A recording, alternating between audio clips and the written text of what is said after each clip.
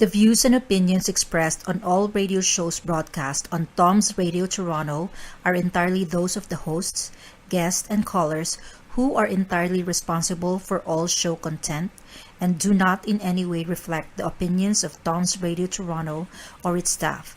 These broadcasts are presented and made public as entertainment and general information only, in the hope that they will be entertaining and informative to listeners. They are not intended to diagnose, treat, cure, or mitigate in any way any disease or condition or to promote any specific lifestyle, belief, religion, political affiliation, or other personal practice, nor is the information presented necessarily accurate or verifiable. Tom's Radio is back at the point yung kabayan Mondatol, and here is your news at 4. Well, September 30, 2021 na. Date po ngayon at siyempre bukas ay filing na ng candidates ng lahat ng mga tatakbo sa national at local elections sa Pilipinas. Naku, bakbakan na yan. Bukas malalaman na po natin yung ibang mga maaga nag-file. But the meantime, top of the news today, history in the making po ang nangyari sa katatapos na Miss Universe Philippines Coronation Night kagabi. Bakit? Heto po ang balitang yan. Cebu City candidate Beatrice Luigi Gomez made history Thursday night when she became the first openly out member of the LGBTQIA+ community to win the Miss Universe Philippines crown. Wow! Before being crowned, Beatrice said the country was ready to send a member of the LGBTQIA+ community to the international pageant. During the coronation night, when the top 10 participated in a brief Q&A session, the Cebu City candidate was asked, "You are beautiful because of your bravery, because you are out and proud a member of the LGBTQIA community. Do you think the Philippines is ready to send a member from your community to the Miss Universe pageant?" Her answer was, and I quote, "I honestly believe that our country has definitely been in a long way in battling our fight for equality, especially for the LGBTQIA+ community. Our country has been very supportive, and I definitely think we are definitely ready to send someone, an LGBTQIA+ member, to the Miss Universe." Wow! Beatrice Gomez was crowned the Miss Universe Philippines 2021, besting 27 other candidates, and is set to represent the country in the Miss Universe pageant in December. Gomez succeeded Rabia Mateo at the conclusion of the 3-hour coronation night held at the Hinan Resort Convention Center in Panglao, Bohol. Prior to the coronation, the Cebu City Bet also won Best in Swimsuit and Best in Evening Gown. She also took home the special award Miss Luxy Immune Plus Game Changer and Miss Cream Silk. Well, the replay of the Miss Universe Philippine Coronation event will be aired on GMA7 on October 3 at 9 a.m. 2 new titles rooted from the pageant organization advocacies were also awarded. Katrina Di Maranan of Taguig is Miss Universe Philippines Tourism 2021, while Victoria Vincent of Cavite is Miss Universe Philippine Charity 2021. Neither will compete in any international pageant. The titles, however, are in line to take over respectively should the national winner be unable to finish her reign.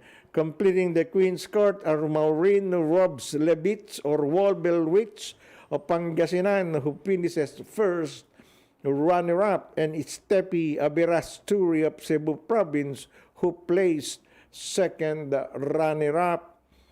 A Miss Universe Philippines 2021, Gomez will compete in the 70th Miss Universe pageant to be held in December in Eilat, Israel.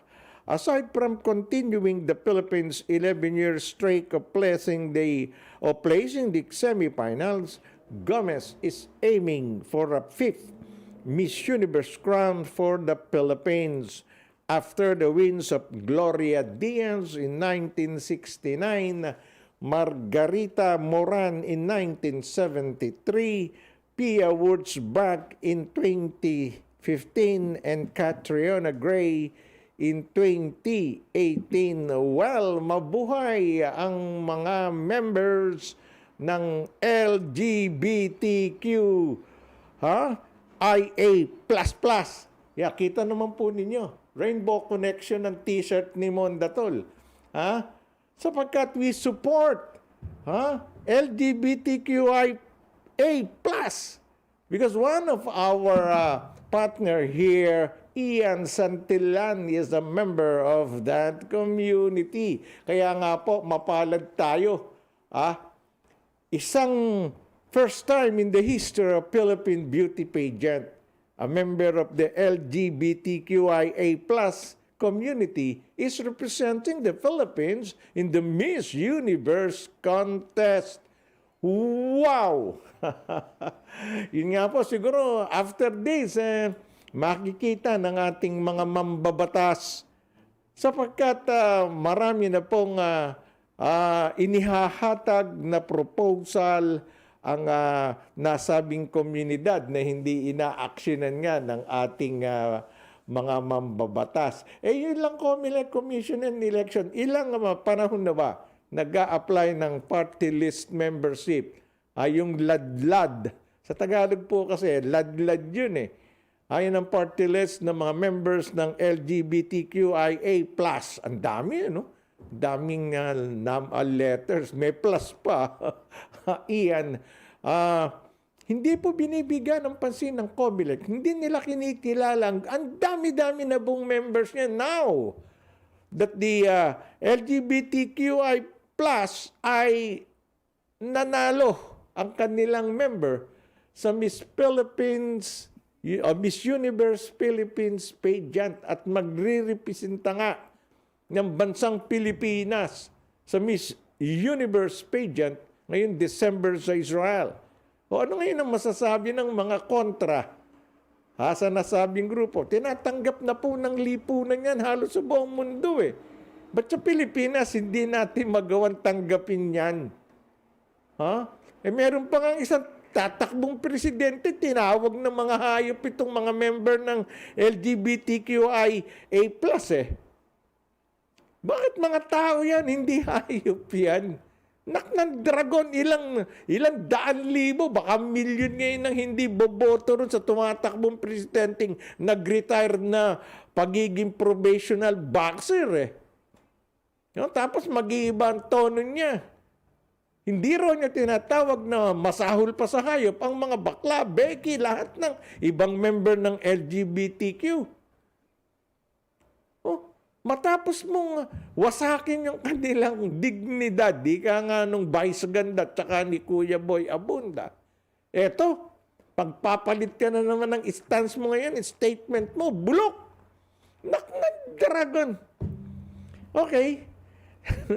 Basta ako congratulating sapagkat ang Tom's Radio at Toronto ay supporter po ng LGBTQIA++, kahit ang daming hirapig kasi ng kanilang community. Cecil Araneta, one of our producers here, kasama po ang isa pa si Ms. Josie Zla, who was here a while ago. We will be returning next year. Yung pong Miss Gay Philippines Canada. Yan po, ilang taon na po namin pinoproduce ni Tita Cecil yan eh. Pag lumuwag na't nagbukas na ang Gay Pride Parade, kasama po ang Pilipinas sa binibigyan ng malaking espasyo sa paradang yon. Ilang beses na kami pumarade. Ang nagbibigay po ng ating sasakyan. Nako, Tita Agnes Miranda. Ayan, nako, yung float ng Miss Gay Philippines Canada. Maniwala kayong ganda. Pero alam nyo ba, yung mga nananalo natin kasama, ayaw sumakay. Naglalakad sila. Kainam, bubuksan po natin uliyan.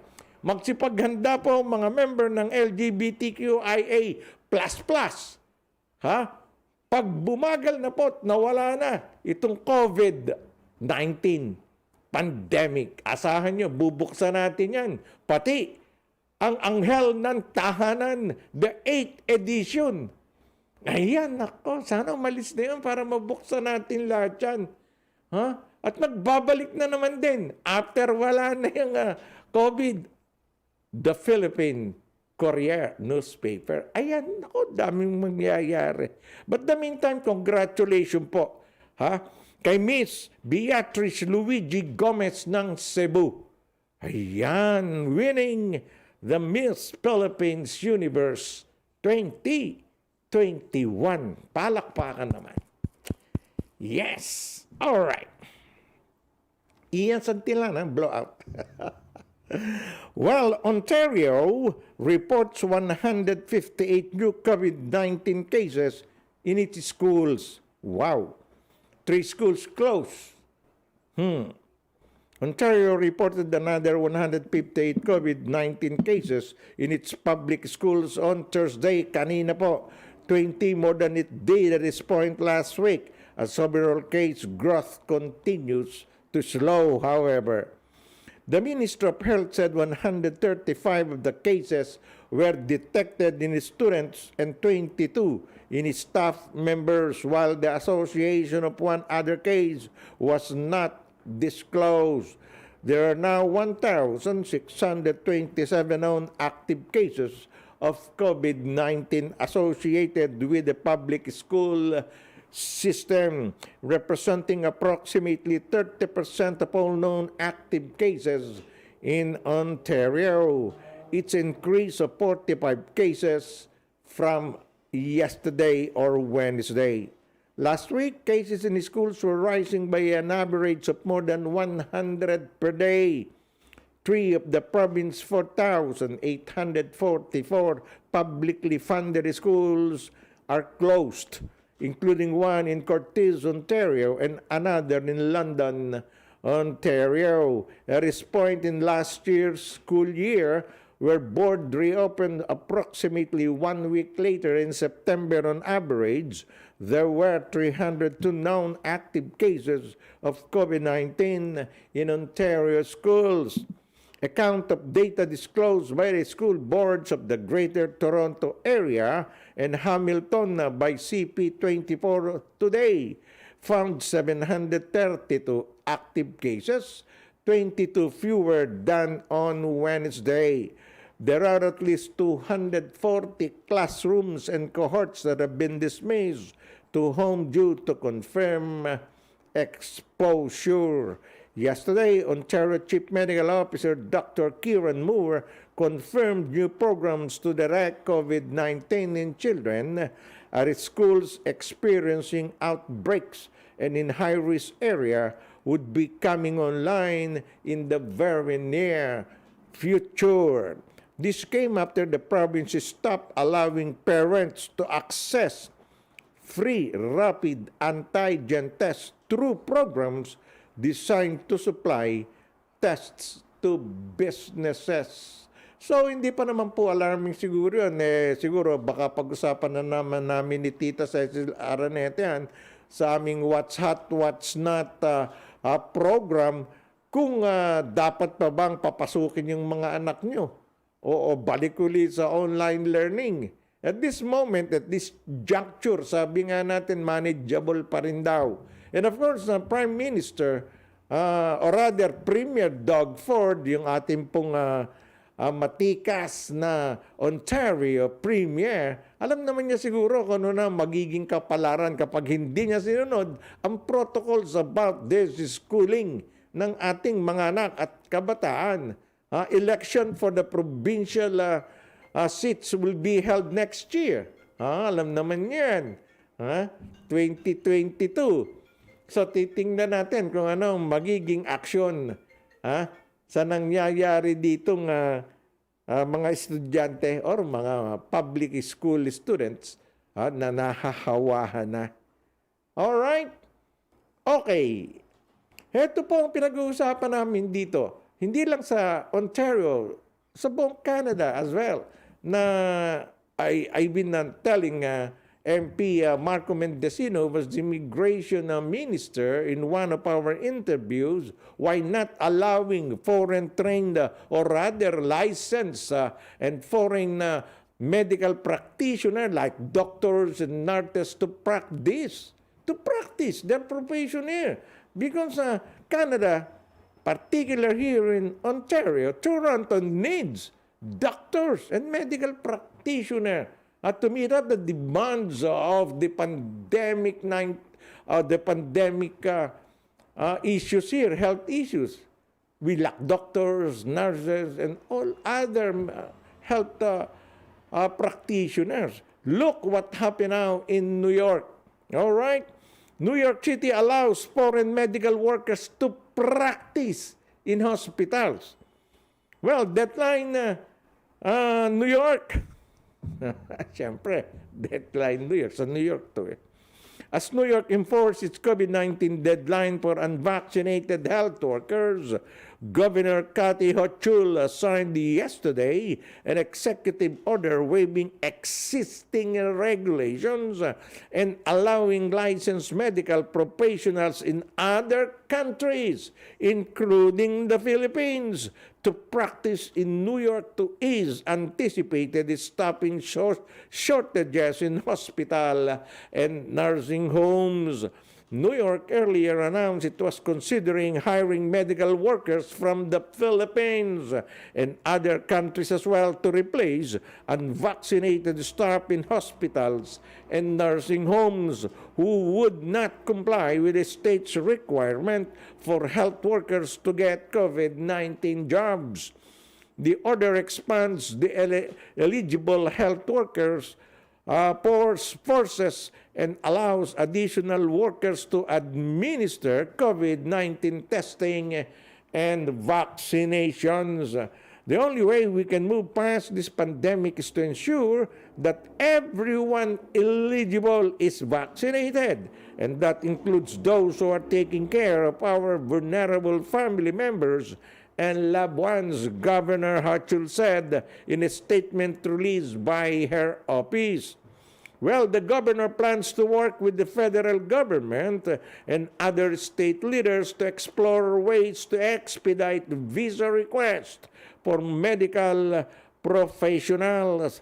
Hochul is monitoring whether the deployment of medically trained National Guard members may be necessary to execute at any point.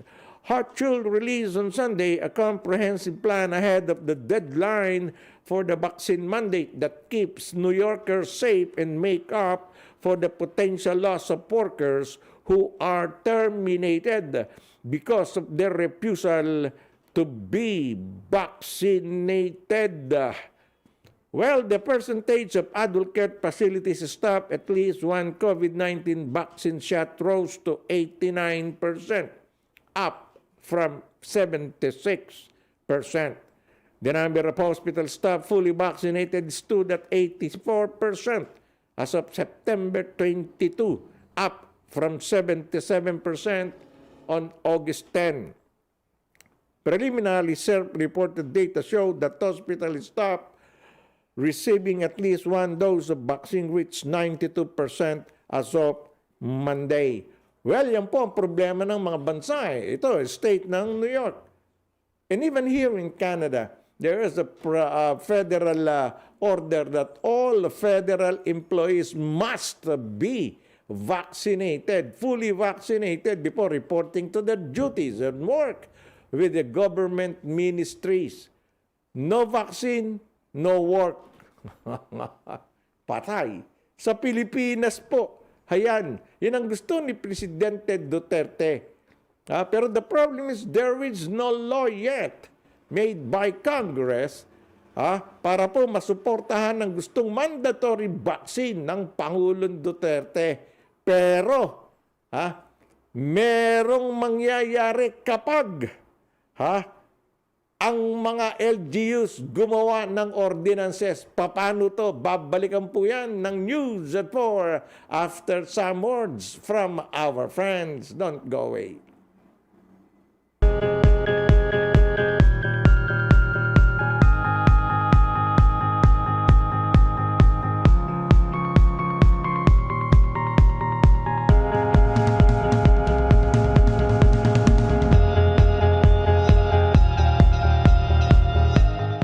Our company is committed to providing truthful, honest, competent, and result-oriented service through advising and representing our clients in Canada and overseas in a wide range of immigration matters. We focus on providing support, building dependable relationships, and promoting success. We are dedicated to understanding what results you want and to helping you understand what actions we can take on your behalf.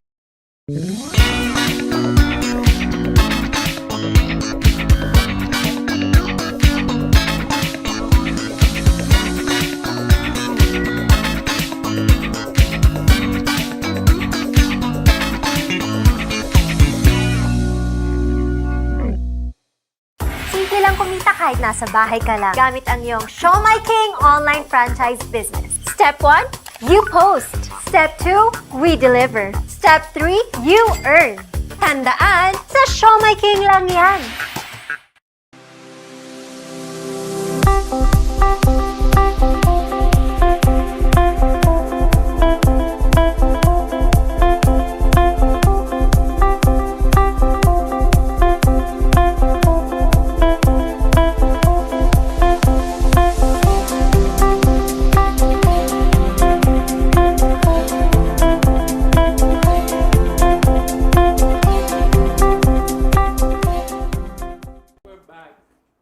Nagbabalik po ang news at po, and siyempre po, napapanood nyo po kami live via our website, www.tomsradio.com, or aming YouTube channel, Tom's Radio, yung pong aming Facebook page, Tom Space Radio. Yan, panoodin nyo po kami ng live para po masyahan kayo. Alright!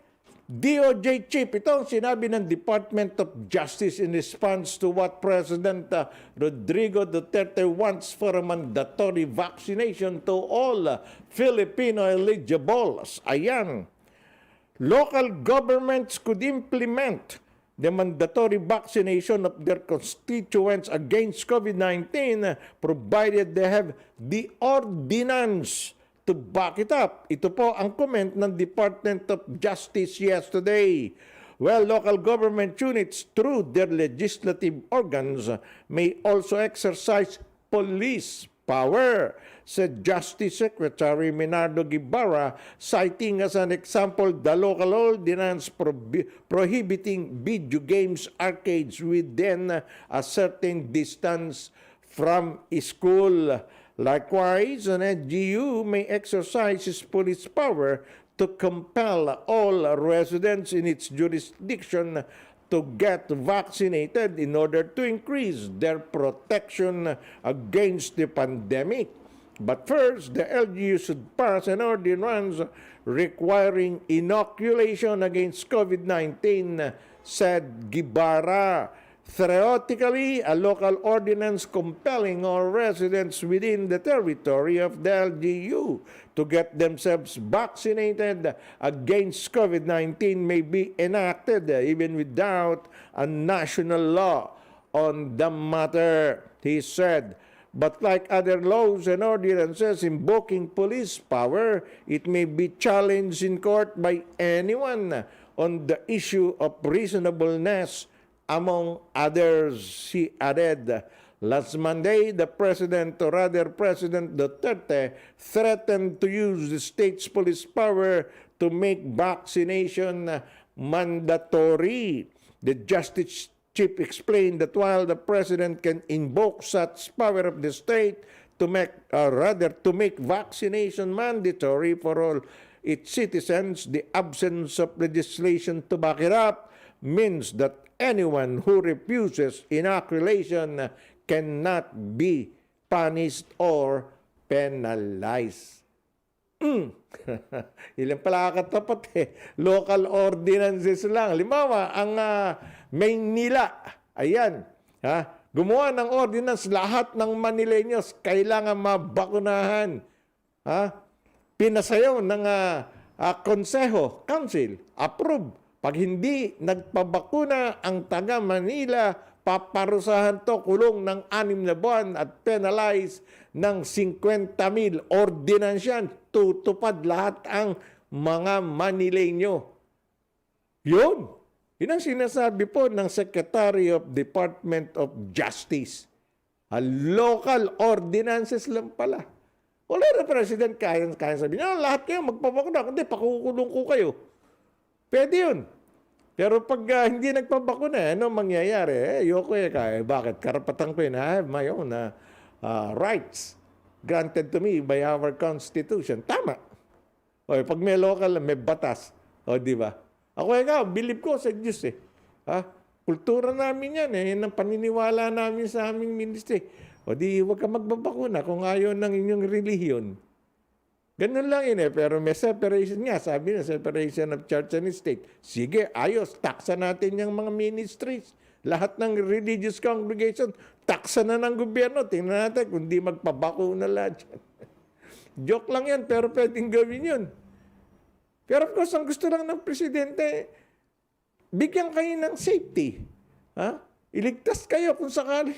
Kasi maraming naniniwala, hindi ako tatalaban yan Hanggang ngayon, yung pong kanilang another belief is that they are immune for virus. Di naman nakikita yan. Paano Ako nung una, yun din ang paniniwala ko, mga kababayan. Hindi ko nga nakikita yung virus. Ba't ako maniniwala dyan? Paano nakarating dito yan kung galing ng China? Di ba? Paano kakalat sa buong mundo yan? Kung yan ay hindi airborne, hindi raw airborne, hindi naman tinatangay ng hangin. Kundi sa pakikipag-usap mo lang, isang taong may tama na pala sa loob, nakausap mo, bumubulwak yung lawin niya, virus, pumasok sa bibig mo.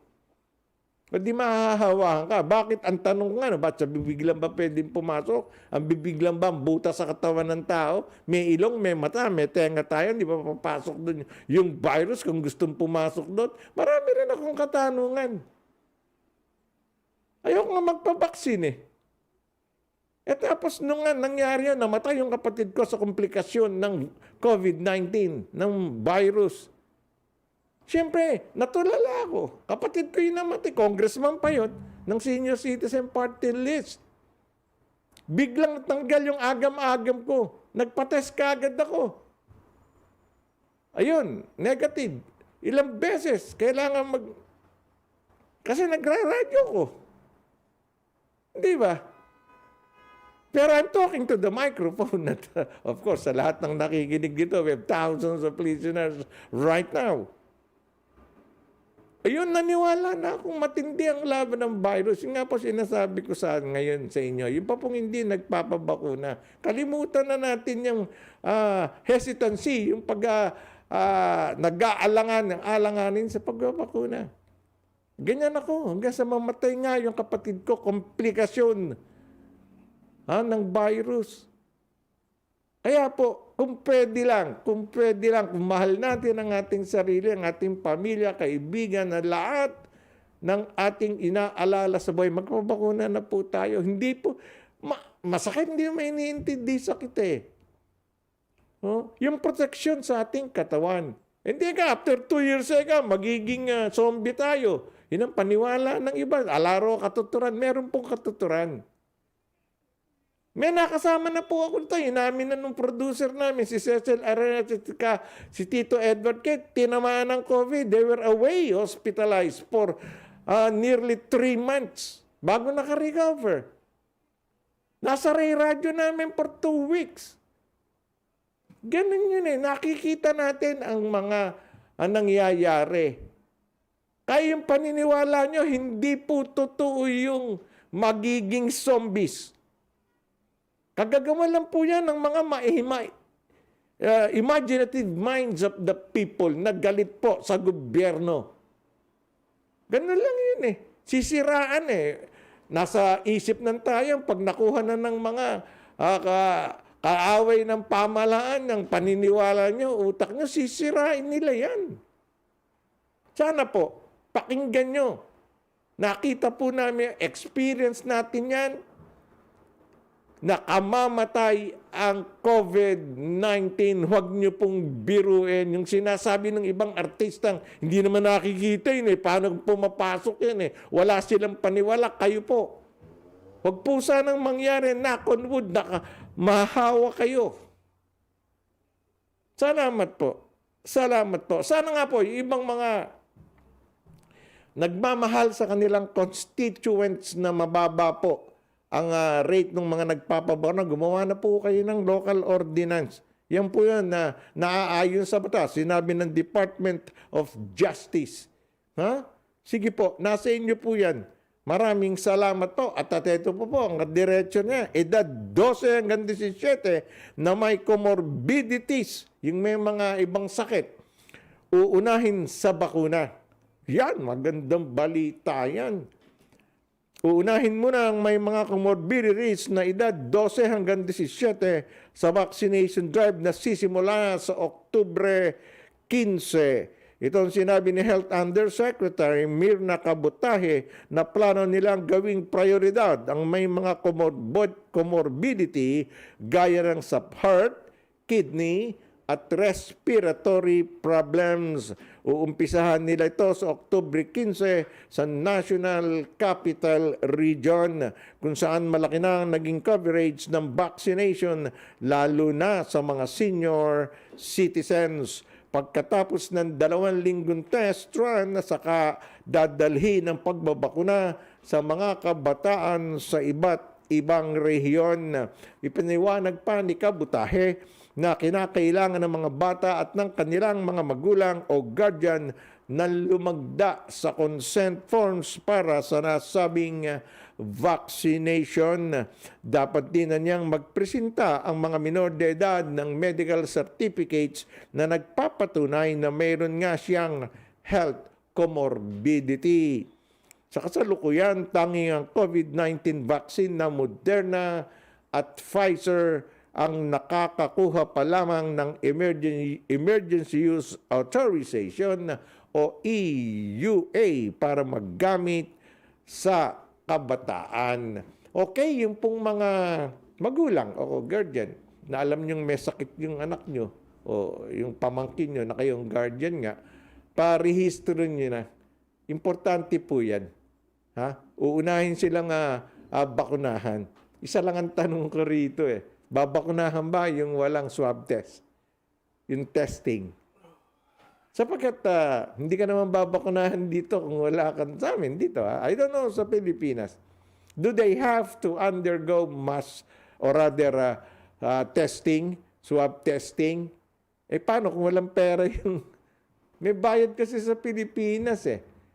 Yung testing, yung swab testing. Dito sa amin po wala eh.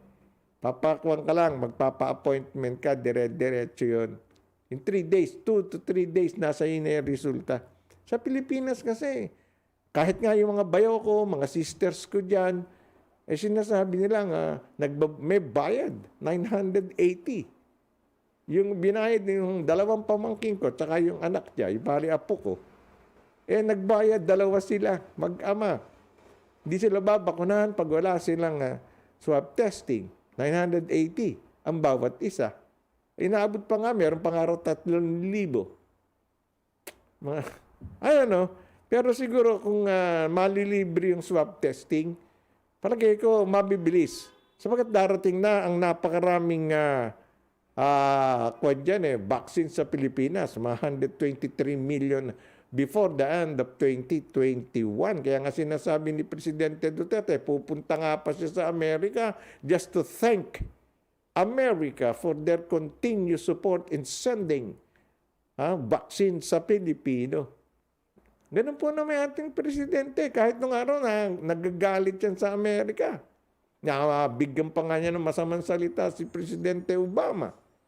Pero now that the United States of America is continuously sending vaccine to the Philippines, nakita po ng Presidente talagang allied natin yan. Ang Amerika at hindi pwedeng ipagpalit kahit kanino. Kumuha na lang tayo ng maraming kaibigan pero ipagpalit mo ay yung isang bansang noong pang-araw ay tinutulungan tayo, malabnaw mangyari yan. Okay? Alright. Ano ba magandang balita tungkol dito sa COVID? Hawahan ng COVID-19 sa National Capital Region bumaba pa, which is good. Bumaba pa sa 0.87.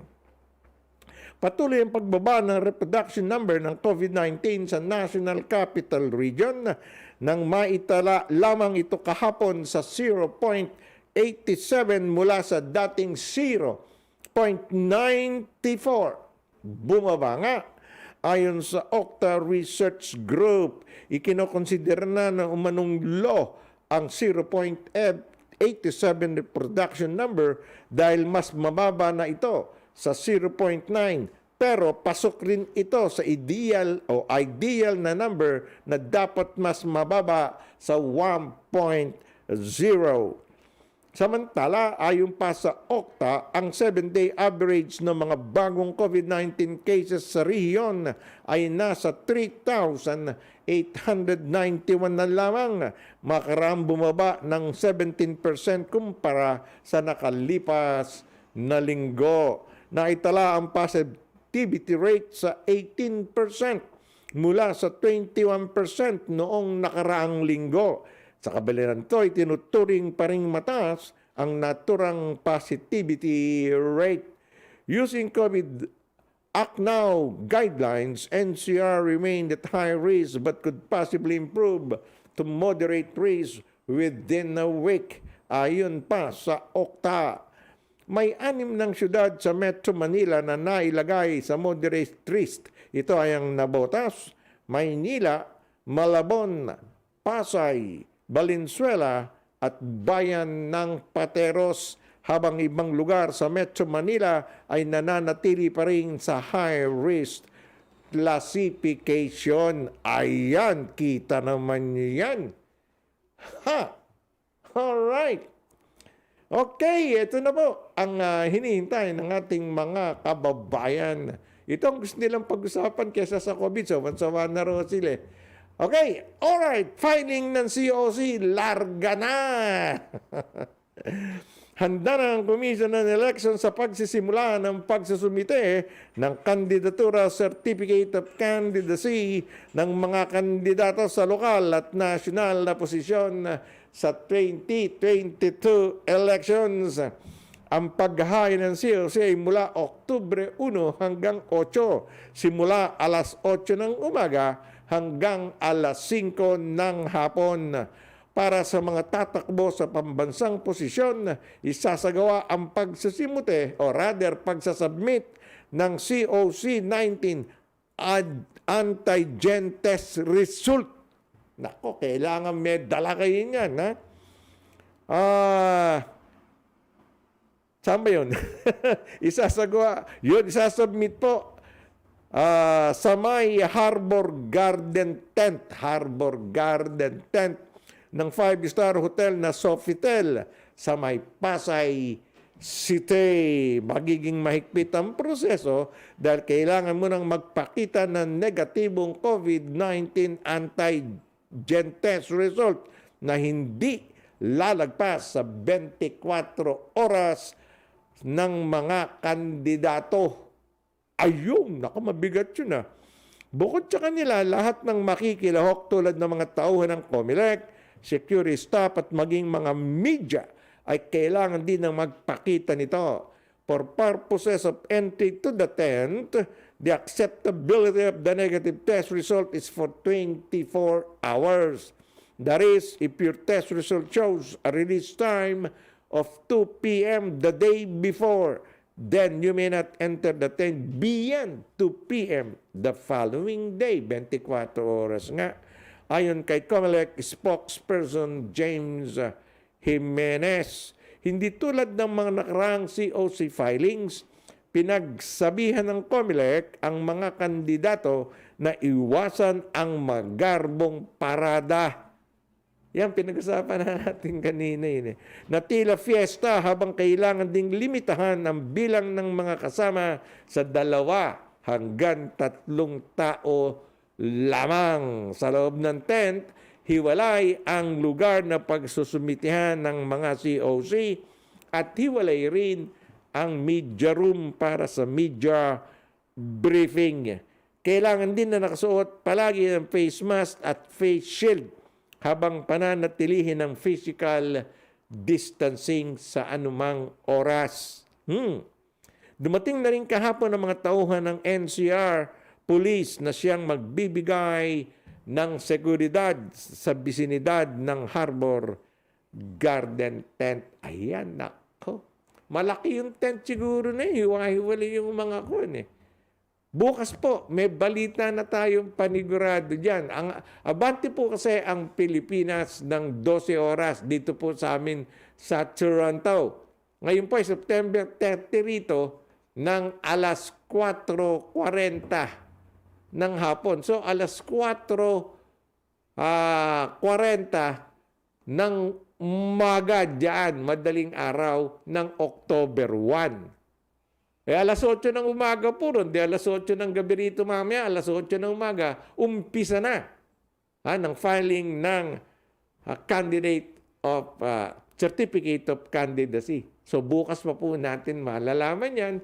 October 1 sa Toronto. Ayun, naku, marami na akong balita about this. Bukas, Biyernes, sa Balitang Bayan, alas 12.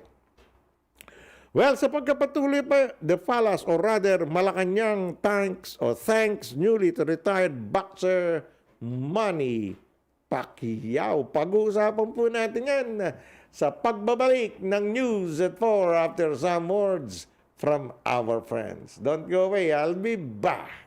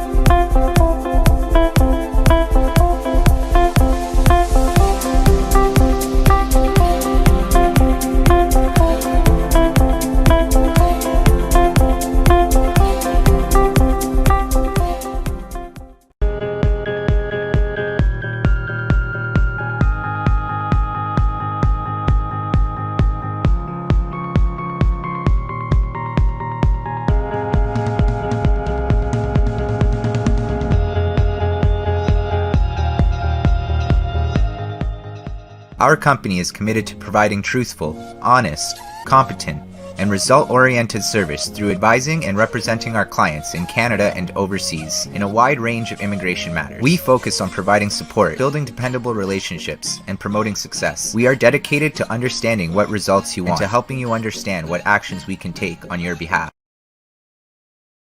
Simple lang kumita kahit nasa bahay ka lang gamit ang iyong Show My King online franchise business. Step 1, you post. Step 2, we deliver. Step 3, you earn. Tandaan, sa Show My King lang yan. Malacanang on Thursday thanked Senator Manny Pacquiao for making Filipinos very proud. A day after the administration ally turned critic announced his retirement from boxing.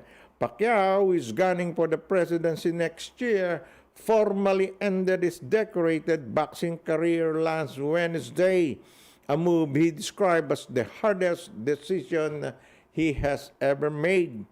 He used to be a close administration ally, but his relationship with President Rodrigo Duterte was strained after he criticized the alleged widespread corruption in government. Pacquiao's remark has triggered a word war with Duterte, who lashed back at the 42-year-old senator by bringing up his tax evasion case and calling him punch drunk. The Duterte administration, however, temporarily set aside politics Thursday when it recognized the 8th Division World Champions' achievements in the boxing ring. We thank Senator Pacquiao because he has honored the country with his many successes. We share in the joys of his triumphs as well as his defeats, presidential spokesman Harvey Roque said at a press briefing. We are proud that he is a Filipino and he has made us very proud to be Filipinos, he added. Pacquiao posted a win-loss draw record of 62 wins, 8 losses, and 2 draws, with 39 knockouts in his 26-year boxing career. The senator will be running for president under the PDP Laban faction led by Senator Aquilino Coco Pimentel III, a group critical of Duterte. The other PDP Laban faction led by Energy Secretary Alfonso Cusi and composed of Duterte's allies, has nominated Senator Bongo as its candidate for president, but the senator has declined the nomination while President Duterte was nominated and he accepted as the vice president of the PDP Laban Cusi faction. Talaga naman pong malaking nagawa nitong si Manny Lopez. Besides nga po ito po ang balita niya kasabay nito. Pinarangalan ng World Boxing Association si 8th Division World Champion Manny Pacquiao bilang WBA Centennial Champion dahil sa kontribusyon nito sa mundo ng boxing. Kinilala ng WBA ang tagumpay ni Pacquiao sa loob at labas ng ring, kabilang na ang pagiging bukod-tanging boksingero na naging kampiyon sa 8 magkakaibang division. Today, we named Manny Pacquiao the World Boxing Association Centennial Champion. It is a recognition that honors his career. For that reason, he will never lose it and will not defend it in a ring. Any World Boxing Association President Gilberto Jesus Mendoza, hanga ang WBA sa husay at tikas ni Pacquiao sa ibabaw ng ring. Ngunit binigyan din ng organisasyon ang pagiging magandang halimbawa nito sa kapwa-boksingero, lalo na sa mga bagitong naisundan ang kanyang mga yapak. Hindi rin matatawaran naman ang ginawa nitong pagtulong sa mga baguhang boksingero, gayon din sa mga kababayang nangangailangan na tinutulungan nito. Kaya naman karapat-dapat si Pacquiao na parangalan bilang Centennial Champion, ang pinakamaningning na parangal na ginawad ng WBA sa kanilang ika-100 taong anibersaryo. Pinasasalamatan din ng WBA si Pacquiao sa mahigit 2 dekadang maningning na boxing career nito. Formal na nagretiro si Pacquiao sa boxing ng kanyang inihayag noong Miyerkules sa pamamagitan ng isang video. Susundan din niya ng Boxing Hall of Fame ng Amerika, WBC, WBO, IBF. Sapagkat sa mga boxing entities na yan, naging kampiyon din ang pambansang kamao ng Pilipinas, ang lodi ng bawat Pilipino. Tatandaan ko po yan nung pag lumalaban yan, ako dito sa Canada, pinanonood namin yan live.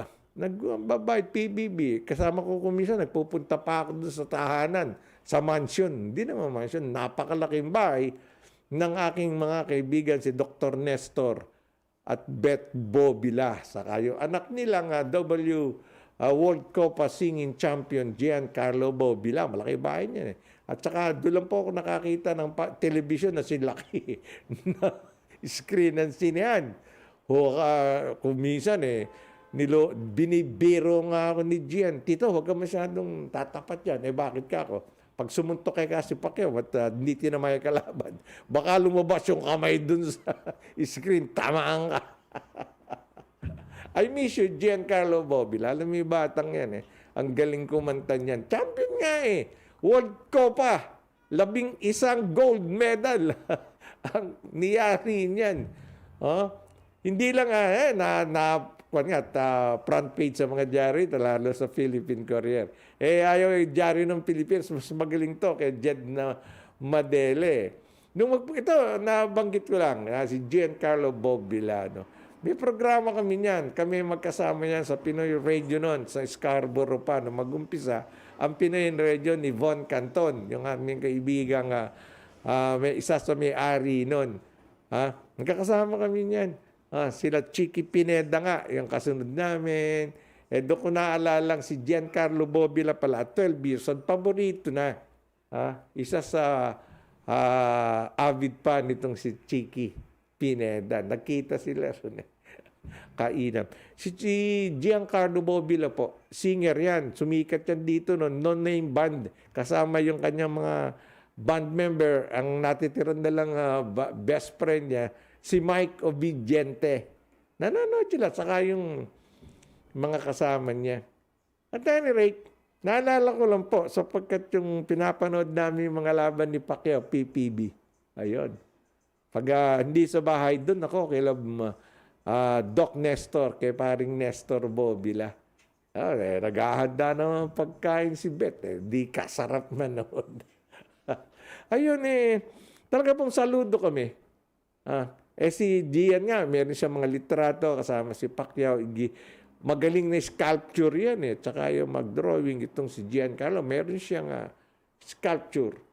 Ginawa niya itong si Manny Pacquiao. Ang galing nga kamukha Talagang hinangaan natin si Manny Pacquiao. Yun nga lang, nung tumakbo ng politiko, ito, senador, okay pa rin. Presidente, hindi na okay. Sabi nga natin hindi siya makapaghintay mga kababayan Ang tingin ko ito, he will be groomed by the President himself.